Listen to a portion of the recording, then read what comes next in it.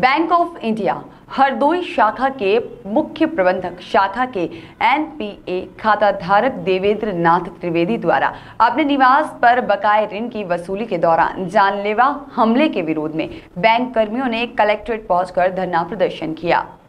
साथ ही निष्पक्ष कार्रवाई की मांग करते हुए कोतवाली शहर पुलिस पर आरोप भी लगाए हैं। सिटी मजिस्ट्रेट को सौंपे गए ज्ञापन में कहा गया है कि जब वे बैंक कर्मियों के साथ नील वसूली के लिए गए तो खाता धारक कई बार गए थे तो उनकी पत्नी ने फ़ोन पर उन्हें सूचना दी और जिसके बाद वह बेहद गुस्से में मौके पर पहुंचे और घर से अपनी राइफल निकाल लाए और शाखा प्रबंधक के सीने पर सटाकर जान से मार देने की धमकी देने लगे। फिर राइफल के कुंदे से शाखा प्रबंधक पर कई वार किए और लात घूंसों और थप्पड़ों से भी कई वार किए। इस हमले में शाखा प्रबंधक को शरीर पर कई चोटें आई हैं और उनके कपड़े भी कई जगह से फट गए हैं। इस जानलेवा हमले के बाद देवेंद्र नाथ त्रिवेदी मौके से फरार हो गए।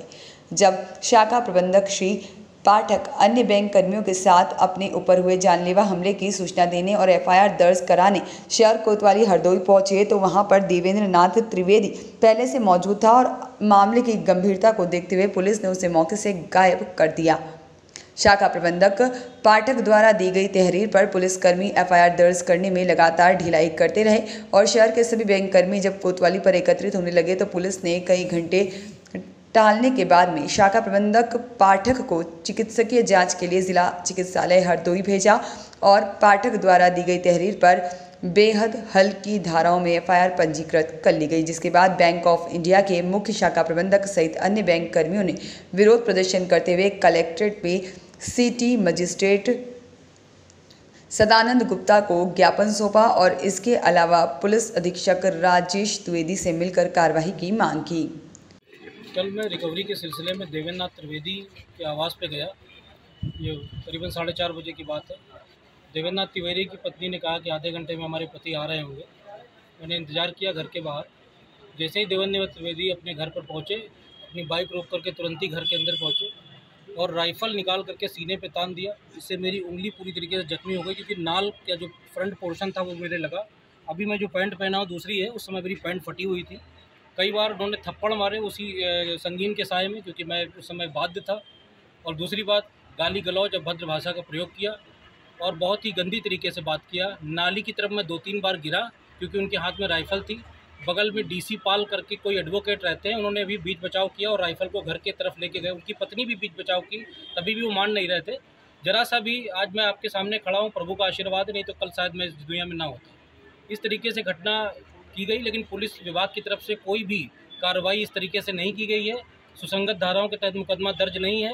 ये मेरी किलिंग का मामला था, हो सकता मैं आज दुनिया में ना होता, लेकिन उन्होंने इस धाराओं का प्रयोग किया है जो धाराएं अवेलेबल हैं, जिनमें अपराधी पूरी तरीके से राजनीतिक संरक्षण प्राप्त है और उसको राजनीतिक संरक्षण मिला हुआ है। आप अगर मीडिया के माध्यम से पता करेंगे तो पता चल जाएगा, वो पैसे से ठेकेदार है और उसको संरक्षण मिला हुआ है। पुलिस उसमें सहयोग बिल्कुल नहीं कर रही है।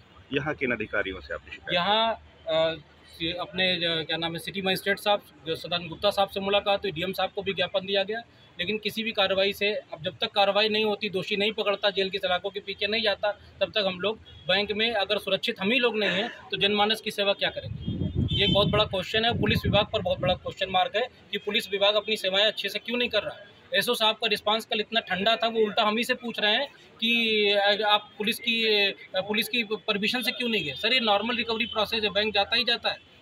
वो उल्टा हम लोग को हड़का रहे हैं। ऐसा लग रहा था वो एफआईआर भी लॉन्च नहीं करना चाहते। पहुंचे तो वो पहले वहाँ था और पहले ही वो व्यक्ति वहाँ पर मौजूद था, वो पहले मौजूद था वहाँ पे।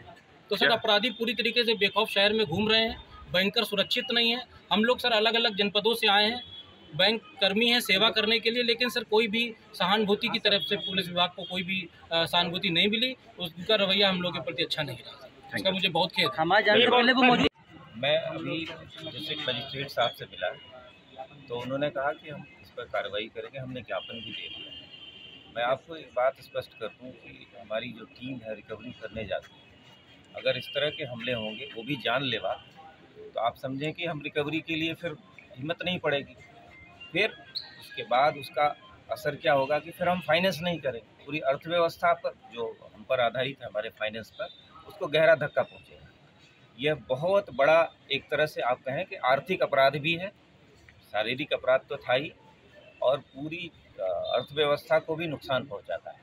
और मैंने जहाँ तक सुना है कि ये किसी और बैंक में भी शायद डिफ़ॉल्टर है, मैं कंफर्म नहीं कह सकता, लेकिन अगर ऐसा है तो मतलब वो अपराध भी एक तरह से पेशेवर श्रेणी में आ जाता है।